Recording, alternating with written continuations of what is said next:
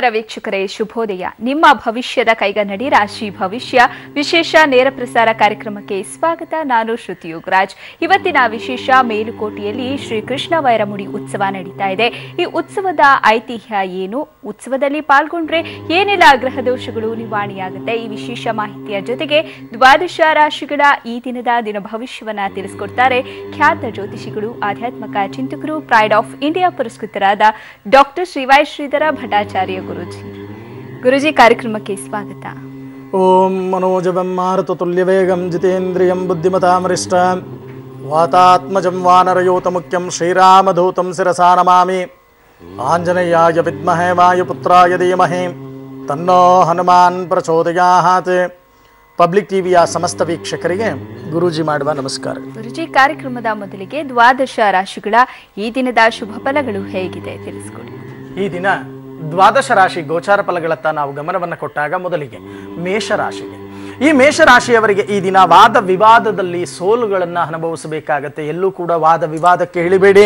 ಪಿತ್ರಾರ್ಜಿತ ಆಸ್ತಿಗಾಗಿ ಬಹಳಷ್ಟು ಕಲಹಗಳಾಗ್ತಕ್ಕಂಥದ್ದು, ಸಂಬಂಧದಲ್ಲಿ ಕಲಹಗಳಾಗ್ತಕ್ಕಂಥ ಸಾಧ್ಯತೆಗಳು ಕೂಡ ಹೆಚ್ಚಾಗಿ ಕಂಡುಬರುತ್ತೆ. ವಿರೋಧಿಗಳಿಂದ ತೊಂದರೆಯನ್ನು ಅನುಭವಿಸಬೇಕಾಗತ್ತೆ. ಈ ದಿನ ನೀವು ಮಾಡಬೇಕಾಗಿರ್ತಕ್ಕಂಥ ಒಂದು ಪರಿಹಾರ ಓಂ ನಮೋ ಭಗವತೆ ವಾಸುದೇವಾಯ ನಮಃ. ಈ ಮಂತ್ರವನ್ನ 108 ಬಾರಿ ಜಪವನ್ನ ಮಾಡಿ ಬಡ ಮಕ್ಕಳಿಗೆ ಅನ್ನದಾನವನ್ನ ಮಾಡತಕ್ಕಂಥ ಕೆಲಸವನ್ನ ಮಾಡಿ. ಇನ್ನು ವೃಷಭ ರಾಶಿ, ಈ ವೃಷಭ ರಾಶಿಯವರಿಗೆ ಈ ದಿನ ಆಪ್ತರನ್ನ ದ್ವೇಷಿಸ್ತಕ್ಕಂಥ ಒಂದು ದಿನವಾಗತ್ತೆ. ಯಾರು ನಿಮ್ಮ ಗೆಳೆಯರಿರ್ತೀರೋ ಅಂಥವರನ್ನೇ ದ್ವೇಷದಲ್ಲಿ ಕಾಣ್ತಕ್ಕಂಥದ್ದನ್ನ ಮಾಡ್ತೀರಾ. ಪುಣ್ಯಕ್ಷೇತ್ರ ದರ್ಶನ, ಸೇವಕರಿಂದ ತೊಂದರೆ, ನಿಮ್ಮ ಕೆಳದರ್ಜೆಯಲ್ಲಿ ಇರ್ತಕ್ಕಂಥ ಸೇವಕರು ಏನಿರ್ತಾರೋ ನೀವು ಮಾಡ್ತಕ್ಕಂಥ ಉದ್ಯೋಗದ ಸ್ಥಳದಲ್ಲಿ ಅವರಿಂದಾನೇ ತೊಂದರೆಗೆ ಒಳಗಾಗ್ತಕ್ಕಂಥ ಸಾಧ್ಯತೆಗಳು ಹೆಚ್ಚಾಗಿ ಕಂಡುಬರುತ್ತೆ. ಈ ದಿನ ನೀವು ಮಾಡಬೇಕಾಗಿರ್ತಕ್ಕಂಥ ಒಂದು ಪರಿಹಾರ ಚಂದ್ರಮೌಳೇಶ್ವರಾಯ ನಮಃ. ಈ ಮಂತ್ರವನ್ನ 21 ಬಾರಿ ಜಪವನ್ನ ಮಾಡಿ ವೃದ್ಧರಿಗೆ ಸ್ವಯಂ ಪಾಕವನ್ನ ನೀಡಿ ನಮಸ್ಕಾರವನ್ನ ಮಾಡತಕ್ಕಂಥ ಕೆಲಸವನ್ನ ಮಾಡಿ. ಇನ್ನು ಮಿಥುನ ರಾಶಿ, ಈ ಮಿಥುನ ರಾಶಿಯವರಿಗೆ ಈ ದಿನ ಅನ್ಯ ಜನರಲ್ಲಿ ವೈಮನಸ್ಯ, ಯಾರೋ ಗೊತ್ತಿಲ್ಲ ದಾರಿಯಲ್ಲಿ ನಡ್ಕೊಂಡು ಹೋಗ್ತಾ ಇರ್ತಾರೆ, ಅಂಥವರ ಜೊತೆಯಲ್ಲಿ ವೈಮನಸ್ಸ, ಶತ್ರುತ್ವವನ್ನು ಕಟ್ಕೊಳ್ತಕ್ಕಂಥ ಒಂದು ದಿನವಾಗತ್ತೆ. ಜಾಗರೂಕತೆಯನ್ನು ವಹಿಸಿ. ಅಕಾಲ ಭೋಜನ, ಕುಟುಂಬದಲ್ಲಿ ಕಲಹಗಳಾಗ್ತಕ್ಕಂಥ ಸಾಧ್ಯತೆಗಳು ಕೂಡ ಹೆಚ್ಚಾಗಿ ಕಂಡುಬರುತ್ತೆ. ಅತಿಯಾದ ನಿದ್ರೆ, ಆಲಸ್ಯ ಮನೋಭಾವ ಹೆಚ್ಚಾಗಿ ಕಂಡುಬರುತ್ತೆ. ಆಲಸ್ಯವನ್ನ ಪಡಬೇಡಿ. ಈ ದಿನ ನೀವು ಮಾಡಬೇಕಾಗಿರ್ತಕ್ಕಂಥ ಒಂದು ಪರಿಹಾರ ಓಂ ನಮೋ ಲಕ್ಷ್ಮೀ ನಾರಾಯಣಾಯ ನಮಃ. ಈ ಮಂತ್ರವನ್ನ 48 ಬಾರಿ ಜಪವನ್ನ ಮಾಡಿ ತಂದೆ ತಾಯಿಗಳಿಗೆ ಪಾದ ಪೂಜೆಯನ್ನ ಮಾಡಿ ನಮಸ್ಕಾರವನ್ನ ಮಾಡತಕ್ಕಂಥ ಕೆಲಸವನ್ನ ಮಾಡಿ. ಇನ್ನು ಕಟಕ ರಾಶಿ, ಈ ಕಟಕ ರಾಶಿಯವರಿಗೆ ಈ ದಿನ ವಿಪರೀತ ವ್ಯಸನ, ಹೇಳ್ಕೊಳಕ್ಕಾಗಲ್ಲ, ಹೇಳ್ಕೊಂಡ್ರೆ ಸಮಸ್ಯೆ ಪರಿಹಾರ ಆಗಲ್ಲ ಅಂತ ಒಂದು ಸಮಸ್ಯೆಗಳನ್ನ ಈ ದಿನ ನೀವು ಎದುರಿಸಬೇಕಾಗತ್ತೆ. ಎಲ್ಲೋ ಒಂದು ಕಡೆ ರೋಗ ಬಾಧೆಗೆ ಒಳಗಾಗ್ತಕ್ಕಂಥದ್ದು ಕೂಡ ಕಂಡು ಬರುತ್ತೆ. ಧನ ನಷ್ಟ, ಬಹಳಷ್ಟು ತಿರುಗಾಟವನ್ನು ಮಾಡ್ಕೊಂಡ್ಬಿಡ್ತೀರಾ. ಸಾಮಾನ್ಯ ಸುಖಕ್ಕೆ ಧಕ್ಕೆ ಆಗ್ತಕ್ಕಂಥ ಒಂದು ದಿನವಾಗತ್ತೆ. ಈ ದಿನ ನೀವು ಮಾಡಬೇಕಾಗಿರ್ತಕ್ಕಂಥ ಒಂದು ಪರಿಹಾರ ಓಂ ನಮೋ ದುರ್ಗಾ ಪರಮೇಶ್ವರ್ಯೈ ನಮಃ. ಈ ಮಂತ್ರವನ್ನ 48 ಬಾರಿ ಜಪವನ್ನ ಮಾಡಿ ನಿಂಬೆ ಹಣ್ಣಿನ ದೀಪವನ್ನ ಹಚ್ಚಿ ನಮಸ್ಕಾರವನ್ನ ಮಾಡತಕ್ಕಂಥ ಕೆಲಸವನ್ನ ಮಾಡಿ. ಇನ್ನು ಸಿಂಹರಾಶಿ, ಈ ಸಿಂಹರಾಶಿಯವರಿಗೆ ಈ ದಿನ ದಾಯಾದಿ ಕಲಹ, ಸ್ಥಾನ ಬದಲಾವಣೆಯಾಗ್ತಕ್ಕಂಥ ಸಾಧ್ಯತೆಗಳು ಹೆಚ್ಚಾಗಿ ಕಂಡುಬರುತ್ತೆ. ಹೊಸ ಕೆಲಸಗಳನ್ನ ಪ್ರಾರಂಭಿಸಬೇಡಿ, ಅದರಿಂದ ಬಹಳಷ್ಟು ನಷ್ಟಗಳಾಗ್ತಕ್ಕಂಥದ್ದು ಕೂಡ ಕಂಡುಬರುತ್ತೆ. ಈ ದಿನ ನೀವು ಮಾಡಬೇಕಾಗಿರ್ತಕ್ಕಂಥ ಪರಿಹಾರ ಹನುಮಚಾಲೀಸ ಪಾರಾಯಣವನ್ನ ಮಾಡಿ ದಕ್ಷಿಣಾಭಿಮುಖವಾಗಿರ್ತಕ್ಕಂಥ ಆಂಜನೇಯನಿಗೆ ನಾಟಿ ತುಳಸಿಯಿಂದ ಅರ್ಚನೆಯನ್ನ ಮಾಡಿ ನಮಸ್ಕಾರವನ್ನ ಮಾಡತಕ್ಕಂಥ ಕೆಲಸವನ್ನ ಮಾಡಿ. ಇನ್ನು ಕನ್ಯಾ ರಾಶಿ, ಈ ಕನ್ಯಾ ರಾಶಿಯವರಿಗೆ ಈ ದಿನ ಉತ್ತಮ ಬುದ್ಧಿಶಕ್ತಿ ನಿಮ್ಮ ಶರೀರದಲ್ಲಿ ಉತ್ಪತ್ತಿಯಾಗತ್ತೆ. ವಸ್ತ್ರ ಖರೀದಿಯನ್ನ ಮಾಡಲಿಕ್ಕೆ ಬಹಳಷ್ಟು ಹೋರಾಟಗಳನ್ನ ಮಾಡ್ತೀರಾ. ಮಹಿಳೆಯರಿಗೆ ಬಹಳಷ್ಟು ಅನುಕೂಲಕರವಾಗಿರ್ತಕ್ಕಂಥ ಒಂದು ದಿನವಾಗತ್ತೆ. ಬಹಳಷ್ಟು ವಿವಾಹ ಯೋಗ, ಯಾರ್ಯಾರು ಕುಮಾರಿಯರಿದ್ದೀರೋ ಅಂಥವರಿಗೆ ವಿವಾಹ ಯೋಗಗಳಾಗ್ತಕ್ಕಂಥ ಸಾಧ್ಯತೆಗಳು ಹೆಚ್ಚಾಗಿ ಕಂಡುಬರುತ್ತೆ. ಈ ದಿನ ನೀವು ಮಾಡಬೇಕಾಗಿರ್ತಕ್ಕಂಥ ಒಂದು ಪರಿಹಾರ ಸಂಕಷ್ಟಹರ ಗಣಪತಿಯ ದೇವಾಲಯಕ್ಕೆ ಭೇಟಿಯನ್ನ ನೀಡಿ ನಮಸ್ಕಾರವನ್ನ ಮಾಡಿ ಒಟು ಬ್ರಾಹ್ಮಣನಿಗೆ ಸ್ವಯಂ ಪಾಕವನ್ನ ನೀಡಿ ನಮಸ್ಕಾರವನ್ನ ಮಾಡತಕ್ಕಂಥ ಕೆಲಸವನ್ನ ಮಾಡಿ. ಇದರಿಂದ ಬಹಳಷ್ಟು ವಿಶೇಷವಾಗಿರ್ತಕ್ಕಂಥ ಫಲ ನಿಮಗೆ ಲಭ್ಯವಾಗುತ್ತೆ. ಇನ್ನು ತುಲಾರಾಶಿ, ಈ ತುಲಾರಾಶಿಯವರಿಗೆ ಈ ದಿನ ಸಾಲಬಾಧೆ, ಎಲ್ಲೋ ಒಂದು ಕಡೆ ಸಾಲಬಾಧೆಗೆ ಸಿಕ್ಕಾಕೊಳ್ತಕ್ಕಂಥ ಸಾಧ್ಯತೆಗಳು ಹೆಚ್ಚಾಗಿ ಕಂಡು ಬರ್ತಾ ಇದೆ. ಮನಕ್ಲೇಶ, ಮನಸ್ಸನ್ನ ಕೆಡಿಸ್ಕೊಂಡ್ಬಿಡ್ತೀರಾ. ಯತ್ನ ಕಾರ್ಯಗಳಲ್ಲಿ ಭಂಗ, ಯಾವುದೋ ಒಂದು ಕೆಲಸವನ್ನ ಮಾಡ್ಬೇಕಂತ ಹೊರಟರು ಅದರಲ್ಲಿ ನಾನಾ ರೀತಿಯ ವಿಘ್ನಗಳನ್ನ ಅನುಭವಿಸ್ತಕ್ಕಂಥ ಒಂದು ದಿನವಾಗುತ್ತೆ. ಸ್ವಲ್ಪ ಜಾಗರೂಕತೆಯನ್ನು ವಹಿಸಿ. ಯಾರ್ಯಾರು ಉದ್ಯೋಗದಲ್ಲಿ ಇದ್ದೀರೋ ಅಂತವರಿಗೆ ಉದ್ಯೋಗದಲ್ಲಿ ಕಿರಿಕಿರಿ ಆಗ್ತಕ್ಕಂಥ ಸಾಧ್ಯತೆಗಳು ಕೂಡ ಹೆಚ್ಚಾಗಿ ಕಂಡು ಬರುತ್ತೆ. ಅಮೂಲ್ಯವಾದ ವಸ್ತುಗಳನ್ನ ಕಳೆದುಕೊಂಡ್ಬಿಡ್ತೀರಾ. ಸ್ವಲ್ಪ ಜಾಗರೂಕತೆಯನ್ನು ವಹಿಸಿ. ಈ ದಿನ ನೀವು ಮಾಡಬೇಕಾಗಿರ್ತಕ್ಕಂಥ ಪರಿಹಾರ ಓಂ ಶ್ವೇತವರಹಾಯ ನಮಃ. ಈ ಮಂತ್ರವನ್ನ ಮಂತ್ರವನ್ನ 54 ಬಾರಿ ಜಪವನ್ನ ಮಾಡಿ ವಯಸ್ಸಾಗಿರ್ತಕ್ಕಂಥವರಿಗೆ ಅನ್ನದಾನವನ್ನ ಮಾಡತಕ್ಕಂಥ ಕೆಲಸವನ್ನ ಮಾಡಿ. ಇನ್ನು ವೃಶ್ಚಿಕ ರಾಶಿ, ಈ ವೃಶ್ಚಿಕ ರಾಶಿಯವರಿಗೆ ಈ ದಿನ ಕಾರ್ಯ ವಿಘಾತ, ಯಾವುದೇ ಕೆಲಸವನ್ನ ಮಾಡ್ಲಿಕ್ಕೆ ಹೋದಾಗ ಅದರಲ್ಲಿ ಅಪಘಾತಗಳಾಗ್ತಕ್ಕಂಥ ಸಾಧ್ಯತೆಗಳು ಹೆಚ್ಚಾಗಿ ಕಂಡು ಬರುತ್ತೆ. ಉದ್ಯೋಗದಲ್ಲಿ ಅಲ್ಪ ಲಾಭ, ಹಿತ ಶತ್ರುಗಳಿಂದ ತೊಂದರೆ. ಯಾರು ಹಿತರರು ಅಂತ ನೀವು ಸ್ನೇಹವನ್ನ ಬೆಳೆಸ್ಕೋತೀರೋ ಅಂತವರಿಂದಾನೇ ತೊಂದರೆಗೆ ಒಳಗಾಗ್ತಕ್ಕಂಥದ್ದು ಕೂಡ ಕಂಡು ಬರುತ್ತೆ. ಮಾತಾಪಿತೃವಿನಲ್ಲಿ ದ್ವೇಷವನ್ನ ಸಾಧಿಸ್ತಕ್ಕಂಥ ಒಂದು ದಿನವನ್ನ ಮಾಡ್ಕೊಂಡ್ಬಿಡ್ತೀರಾ. ಮಾತಾಪಿತೃಗಳಲ್ಲಿ ದ್ವೇಷವನ್ನ ಸಾಧಿಸಬೇಡಿ, ಅದರಿಂದ ಯಾವುದೇ ಪ್ರಯೋಜನ ಇಲ್ಲ. ಈ ದಿನ ನೀವು ಮಾಡಬೇಕಾಗಿರ್ತಕ್ಕಂಥ ಒಂದು ಪರಿಹಾರ ಓಂ ನಮೋ ನಾರಾಯಣಾಯ ನಮಃ ಈ ಮಂತ್ರವನ್ನ 108 ಬಾರಿ ಜಪವನ್ನ ಮಾಡಿ ಸೂರ್ಯ ನಮಸ್ಕಾರವನ್ನ ಮಾಡತಕ್ಕಂಥ ಕೆಲಸವನ್ನ ಮಾಡಿ.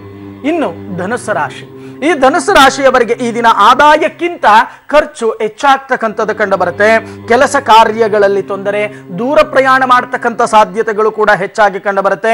ಬಹಳಷ್ಟು ಎಲ್ಲೋ ಒಂದು ಕಡೆ ಕೂಡಿಟ್ಟಿರ್ತಕ್ಕಂಥ ಹಣವನ್ನು ಕೂಡ ಖರ್ಚು ಮಾಡ್ಕೊಂಡ್ಬಿಡ್ತೀರಾ. ಖರ್ಚಿನ ಮೇಲೆ ಹಿಡಿತವನ್ನ ಇಟ್ಕೊಳ್ಳಿ. ಈ ದಿನ ನೀವು ಮಾಡಬೇಕಾಗಿರ್ತಕ್ಕಂಥ ಒಂದು ಪರಿಹಾರ ವಿಜಯ ಗಣಪತಯೇ ನಮಃ ಈ ಮಂತ್ರವನ್ನ 48 ಬಾರಿ ಜಪವನ್ನ ಮಾಡಿ ಕಪ್ಪು ಶ್ವಾನಕ್ಕೆ ಊಟವನ್ನ ಹಾಕ್ತಕ್ಕಂಥ ಕೆಲಸವನ್ನ ಮಾಡಿ. ಇನ್ನು ಮಕರ ರಾಶಿ, ಈ ಮಕರ ರಾಶಿಯವರಿಗೆ ಈ ದಿನ ಸ್ತ್ರೀ ಸಂಬಂಧವಾದ ವ್ಯವಹಾರಗಳಲ್ಲಿ ಮನಸ್ಸಿಗೆ ಚಿಂತೆ ಅಂತಕ್ಕಂಥದ್ದು ಅಧಿಕವಾಗ್ತಕ್ಕಂಥದ್ದು ಕಂಡು ಬರುತ್ತೆ. ಶತ್ರುಗಳಿಂದ ತೊಂದರೆ, ರಾಜಕೀಯ ಕ್ಷೇತ್ರದಲ್ಲಿ ಯಾರ್ಯಾರಿದ್ದೀರೋ ಅಂತವರಿಗೆ ಮುನ್ನಡೆ ಆಗ್ತಕ್ಕಂಥದ್ದು, ಮನ್ನಣೆ ದೊರೀತಕ್ಕಂಥ ಒಂದು ಸಾಧ್ಯತೆಗಳು ಕೂಡ ಹೆಚ್ಚಾಗಿ ಕಂಡು ಬರುತ್ತೆ. ಈ ದಿನ ನೀವು ಮಾಡಬೇಕಾಗಿರ್ತಕ್ಕಂಥ ಒಂದು ಪರಿಹಾರ ಆದಿತ್ಯ ಹೃದಯ ಪಾರಾಯಣವನ್ನ ಮಾಡಿ ಹಸು ಕರುವಿಗೆ ಬೆಲ್ಲ ಬಾಳೆಹಣ್ಣನ್ನ ತಿನ್ನಿಸಿ ನಮಸ್ಕಾರವನ್ನ ಮಾಡ್ತಕ್ಕಂಥ ಕೆಲಸವನ್ನ ಮಾಡಿ. ಇನ್ನು ಕುಂಭರಾಶಿ, ಈ ಕುಂಭರಾಶಿಯವರಿಗೆ ಈ ದಿನ ಸಾಲ ಮಾಡುವ ಸಾಧ್ಯತೆಗಳು ಹೆಚ್ಚಾಗಿ ಕಂಡು ಬರುತ್ತೆ.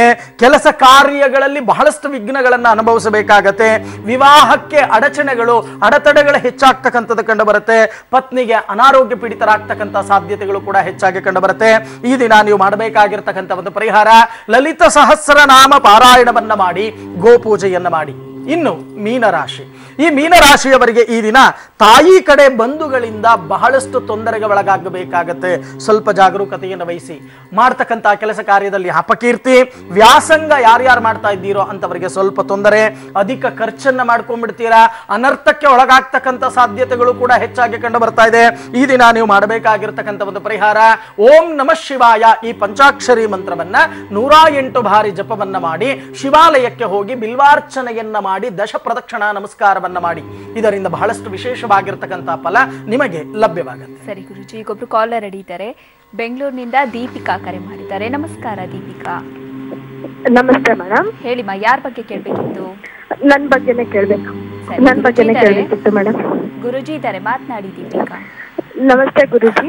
ದೀಪಿಕಾ ಅವರೇ ನಮಸ್ಕಾರ ತಾಯಿ. ಹೇಳಿಮ್ಮ, 1 ರಿಂದ 12ರಲ್ಲಿ ಒಂದು ಸಂಖ್ಯೆ ಹೇಳಿ. 6. ನಿಮ್ಮ ಮನೆ ದೇವರು ಯಾವುದು ಅಂತ ಹೇಳ್ತೀರಾ? ಲಕ್ಷ್ಮೀ ವೆಂಕಟೇಶ್ವರ. ಲಕ್ಷ್ಮೀ ವೆಂಕಟೇಶ್ವರ. ಏನ್ ಮಾಡ್ಕೊಂಡಿದ್ದೀರಮ್ಮ ನೀವು? ನಾನು ಕೆಲ್ಸಕ್ಕೆ ಹೋಗ್ತಾ ಇದ್ದೀನಿ.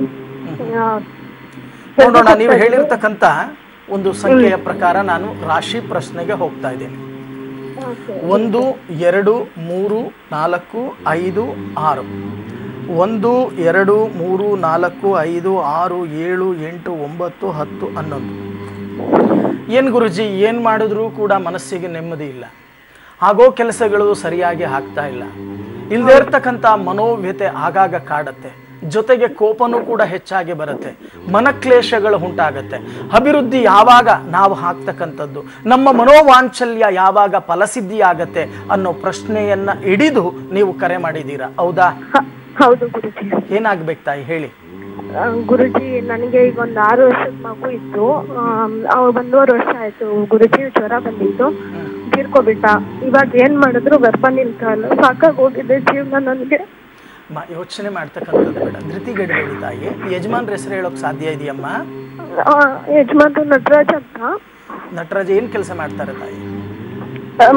ಅವರು ಬಾರ್ಬರ್ ಕೆಲಸ ಮಾಡ್ತಾರೆ. ಸರಿಮ್ಮ, ಒಂದು ಕೆಲಸ ಮಾಡಿ. ನಿಮ್ಮ ವಾಸಸ್ಥಾನದಿಂದ ಉತ್ತರ ಭಾಗದಲ್ಲಿ ಒಂದು ಗಣೇಶನ ದೇವಸ್ಥಾನ ಇದೆ, ಹೌದಾ? ಹೌದು ಗುರುಜಿ. ಏನು ಆ ಗಣೇಶನ ಹೆಸರು ಹೇಳ್ತೀರಾ? ಗೊತ್ತಿಲ್ಲ ಗುರುಜಿ. ಒಟ್ಟು ಆ ಗಣೇಶ ದೇವಸ್ಥಾನಕ್ಕೆ ನೀವು ಹೋಗ್ತಾ ಇದ್ದೀರಾ, ಹೌದಾ? ಸರಿ, ಒಂದು ಸಂಕಷ್ಟದ ದಿನ ನೀವಲ್ಲಿ ಹೋಗಿ ಭಕ್ತಿಯಿಂದ ಸಂಕಲ್ಪವನ್ನ ಮಾಡಿ ನಿಮ್ಮ ಸಂಕಷ್ಟಗಳನ್ನ ಮಹಾಗಣಪತಿಗೆ ಅರ್ಪಣೆಯನ್ನ ಮಾಡಿ. ಇದಾದ ನಂತರ ಪೆನ್ನು ಪೇಪರ್ ಇದ್ರೆ ಬರ್ಕೊಳ್ಳಿ. ನಿಮ್ಮ ದಂಪತಿಗಳಿಬ್ಬರೂ ಕುಳಿತುಕೊಂಡು ಪುತ್ರಕಾಮೇಷ್ಟಿಯ ಹೋಮ ಶ್ರದ್ಧಾ ಭಕ್ತಿ ಏಕಾಗ್ರತೆಯಿಂದ ಒಂದು ಅರಣ್ಯ ಪ್ರದೇಶದಲ್ಲಿ ಏಕಾಗ್ರತೆ ದೊರೆತಕ್ಕಂಥ ಸ್ಥಳದಲ್ಲಿ ಪುತ್ರಕಾಮೇಷ್ಟಿ ಹೋಮವನ್ನ ಆಚರಣೆಯನ್ನ ಮಾಡಿ ಅದರಲ್ಲಿ ಬರ್ತಕ್ಕಂಥ ರಕ್ಷೆಯನ್ನ ಪ್ರತಿದಿನ ಹಣೆಯಲ್ಲಿ ಧರಿಸ್ಕೊಳ್ಳಿ. ಜೊತೆಗೆ ನಿಮ್ಮ ವೆಡ್ಡಿಂಗ್ ಆನಿವರ್ಸರಿ ಅಂತಕ್ಕಂಥದ್ದೇನಿದೆ ಅಂದ್ರೆ ಮದುವೆಯಾದಂಥ ದಿನ ಬರುತ್ತಲ್ಲ, ಆ ದಿನ ಕಣ್ಣಿಲ್ದೇ ಇರತಕ್ಕಂಥ ಅಂಧ ಮಕ್ಕಳಿಗೆ ಸ್ವಲ್ಪ ಅನ್ನದಾನ, ಯಥಾನುಶಕ್ತಿ ಅನ್ನದಾನವನ್ನ ಮಾಡಿ. ಈ ರೀತಿ ಮಾಡಿ ಇದೇ ರೀತಿ ವ್ಯವಸ್ಥಿತವಾಗಿ ನೀವು ಮಾಡಿದ್ರೆ ಖಂಡಿತವಾಗಿ ಒಂದೇ ವರ್ಷದಲ್ಲಿ ಮತ್ತೆ ನಿಮ್ಮ ಮನೆಯಲ್ಲಿ ನಾಮಕರಣಗಳನ್ನ ಮಾಡ್ತಕ್ಕಂಥ ಒಂದು ಶುಭ ಯೋಗ ಕಂಡು ಬರುತ್ತೆ. ಯೋಚನೆ ಮಾಡ್ತಕ್ಕಂಥದ್ದು ಬೇಡ. ಒಳ್ಳೇದಾಗ್ಲಿ ತಾಯಿ. ಧನ್ಯವಾದಗಳು ದೀಪಿಕಾ. ವೀಕ್ಷಕರೇನು ನೀವು ಕೂಡ ಕರೆ ಮಾಡಿ ಗುರುಜಿಯವರ ಜೊತೆ ಮಾತನಾಡಬಹುದು. ನಿಮ್ಮ ಜಾತಕದಲ್ಲಿರುವ ದೋಷಗಳಿಗೆ ಜ್ಯೋತಿಷ್ಯದ ಮೂಲಕ ಸರಳ ಪರಿಹಾರವನ್ನ ಕಂಡುಕೊಳ್ಬಹುದು. ಒಬ್ರು ಕಾಲರ್ ರೆಡಿ ಇದ್ದಾರೆ. ದಾವಣಗೆರೆಯಿಂದ ರವಿಕುಮಾರ್ ಕರೆ ಮಾಡಿದ್ದಾರೆ. ನಮಸ್ಕಾರ ರವಿ. ನಮಸ್ಕಾರ ಮೇಡಮ್. ಹೇಳಿ, ಯಾರ ಬಗ್ಗೆ ಕೇಳಬೇಕಿತ್ತು? ನಮ್ಮ ಬಗ್ಗೆನೇ ಕೇಳಬೇಕು. ಓಕೆ, ಗುರುಜಿ ಇದ್ದಾರೆ, ಮಾತನಾಡಿ.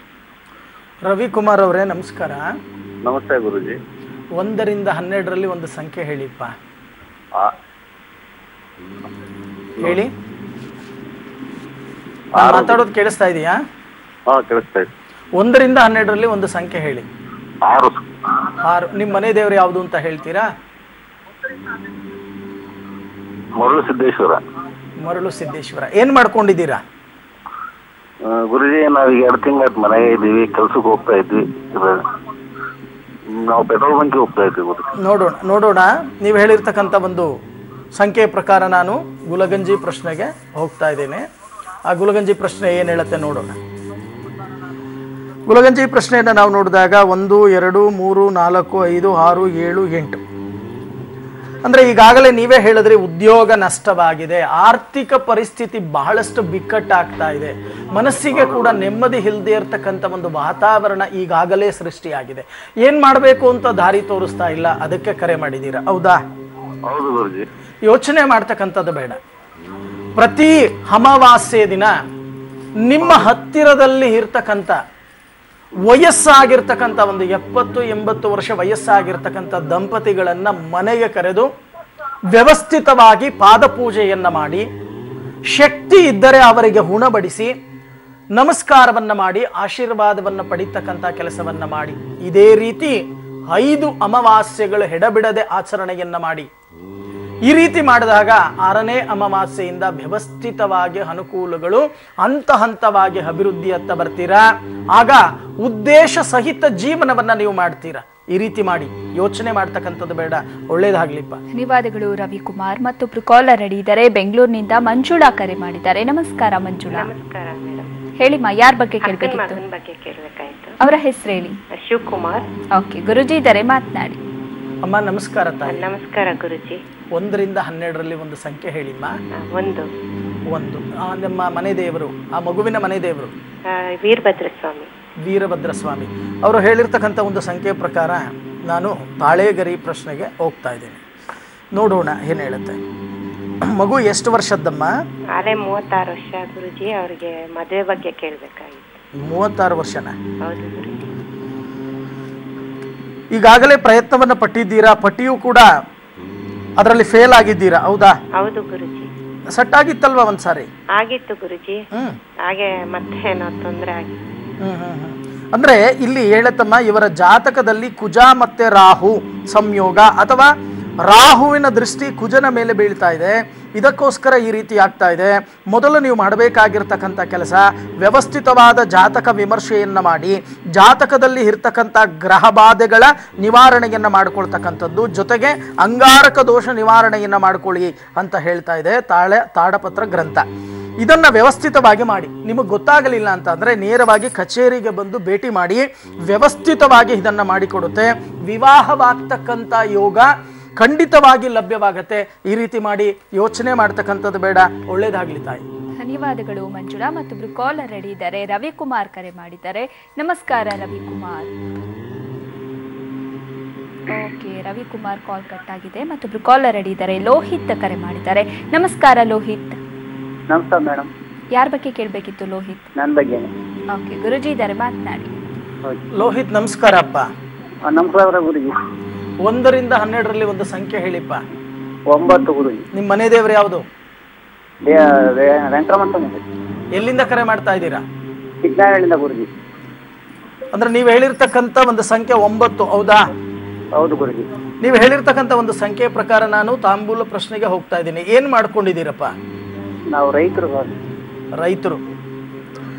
ಆದ್ರೆ ಬಹಳಷ್ಟು ನಷ್ಟಗಳು, ಏನೇ ಮಾಡಿದ್ರು ಸಹಿತ ಕೈಗೂಡ್ತಾ ಇಲ್ಲ ಗುರುಜಿ. ಯಾವುದಾದ್ರೂ ಒಂದು ಕೆಲಸಕ್ಕೆ ಕೈ ಹಾಕಿದ್ರು ಸಹಿತ ಬಹಳಷ್ಟು ವಿಘ್ನಗಳನ್ನ ಈಗಾಗಲೇ ಅನುಭವಿಸಿದ್ದೀನಿ. ಧನ ನಷ್ಟಗಳನ್ನು ಕೂಡ ಮಾಡ್ಕೊಂಡಿದ್ದೀನಿ. ಎಲ್ಲೇ ಹೋದ್ರು ಲಾಸು ಲಾಸು ಲಾಸು. ಏನ್ ಮಾಡಬೇಕು ಅಂತ ಅರ್ಥ ಆಗ್ತಾ ಇಲ್ಲ. ಅಭಿವೃದ್ಧಿ ಯಾವಾಗ ಆಗೋದು, ಎಲ್ಲಾರ ರೀತಿ ನಾನು ಕೂಡ ದೊಡ್ಡವನಾಗೋದು ಯಾವಾಗ ಅನ್ನೋ ಪ್ರಶ್ನೆ ನಿಮ್ಮನ್ನ ಕಾಡ್ತಾ ಇದೆ, ಹೌದಾ? ಹೌದು ಗುರುಜಿ. ಯೋಚನೆ ಮಾಡ್ತಕ್ಕಂಥದ್ದು ಬೇಡ. ಮೊದಲು ನಾನು ಹೇಳೋ ಕೆಲಸವನ್ನ ಮಾಡಿ. ಪ್ರತಿನಿತ್ಯ ನಿಮ್ಮ ಮನೆಯಲ್ಲಿ ಅನ್ನವನ್ನ ಮಾಡ್ತಾರೆ, ಹೌದಾ? ಹೌದು ಗುರುಜಿ. ಆ ಮಾಡ್ತಕ್ಕಂಥ ಒಂದು ಸಮಯದಲ್ಲಿ ಮಾಡಿದ ನಂತರ ಮೊದಲು 3 ಮುಷ್ಟಿಯನ್ನ ಕಾಗೆಗೆ ಊಟವನ್ನ ಹಿಡ್ತಕ್ಕಂಥ ಕೆಲಸವನ್ನ ಮಾಡ್ತಾ ಬನ್ನಿ. ಈ ರೀತಿ ನೀವು ಮಾಡ್ತಾ ಬಂದಾಗ ಏನಾಗತ್ತೆ, ಪ್ರತಿನಿತ್ಯ ನೀವು ಊಟ ಮಾಡೋಕ್ಕಿಂತ ಮುಂಚೆ 3 ಮುಷ್ಟಿ ಅನ್ನವನ್ನ ಕಾಗೆಗೆ ಅರ್ಪಣೆಯನ್ನ ಮಾಡಿ. ವ್ಯವಸ್ಥಿತವಾಗಿ ನಿಮ್ಮ ಹತ್ತಿರದಲ್ಲೇ ಇರ್ತಕ್ಕಂಥ ಹನುಮನ ಮಂದಿರಕ್ಕೆ ಪ್ರತಿ ಶನಿವಾರ ಹೋಗಿ ಮನೋಜವಂ ಮಾರುತ ತುಲ್ಯ ಬೇಗಂ ಜಿತೇಂದ್ರಿಯಂ ಬುದ್ಧಿಮತಾಮರಿಷ್ಟ ವಾತಾತ್ಮಜಂ ವಾನರಯೂತ ಮುಖ್ಯಂ ಶ್ರೀರಾಮದೂತಂ ಶಿರಸಾ ನಮಾಮಿ ಈ ಮಂತ್ರವನ್ನ ಹೇಳಿ ದೀರ್ಘದಾಂಡ ನಮಸ್ಕಾರವನ್ನ ಮಾಡ್ತಾ ಬನ್ನಿ. ಸಿಂಧೂರ ಧಾರಣೆಯನ್ನ ಮಾಡ್ಕೋತಾ ಬನ್ನಿ.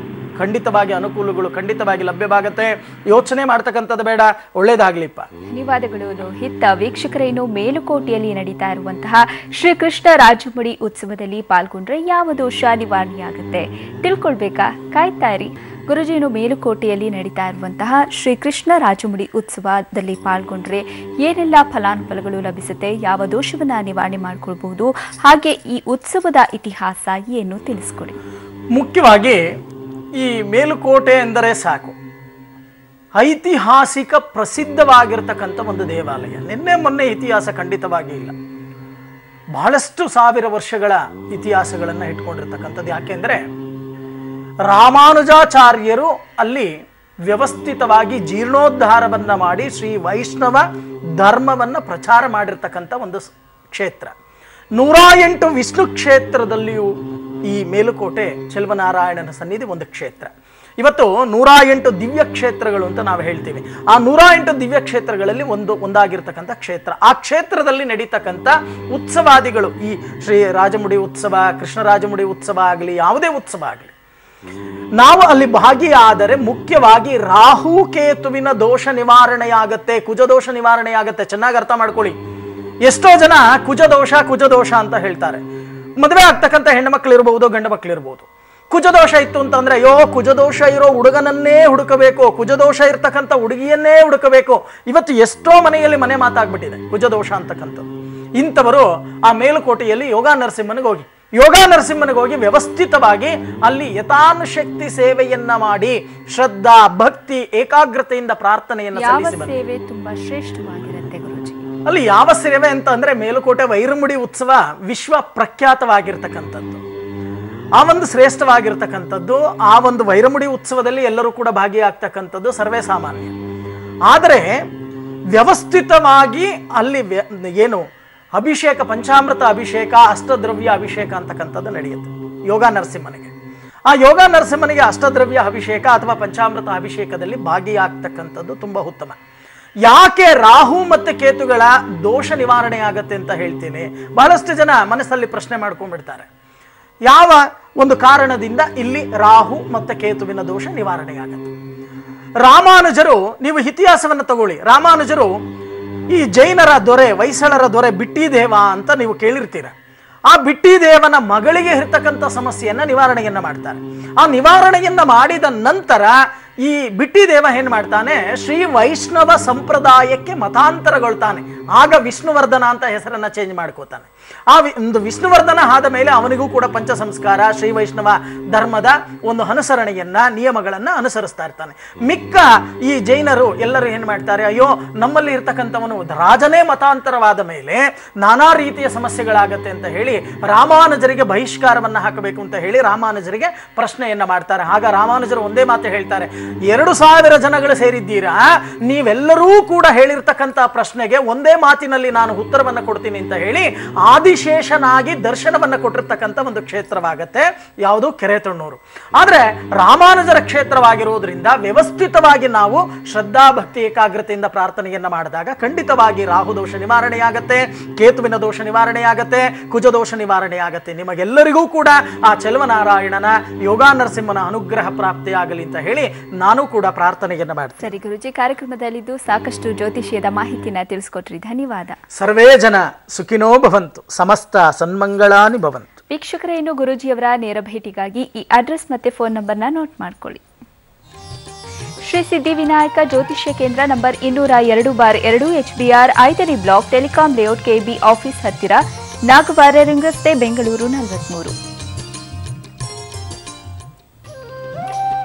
ದೂರವಾಣಿ ಸಂಖ್ಯೆಗಳು 997222530004, ಮತ್ತೊಂದು ದೂರವಾಣಿ ಸಂಖ್ಯೆ 997222530005. ಇನ್ನು ವೆಬ್ಸೈಟ್ ಅಡ್ರೆಸ್ www.astrobrahma.net ಲಾಗಿನ್ ಆಗಿ. ವೀಕ್ಷಕರೇ, ನೋಡಿದ್ರಲ್ಲ, ಇದಾಗಿತ್ತು ಈ ಹೊತ್ತಿನ ವಿಶೇಷ ಕಾರ್ಯಕ್ರಮ ರಾಶಿ ಭವಿಷ್ಯ.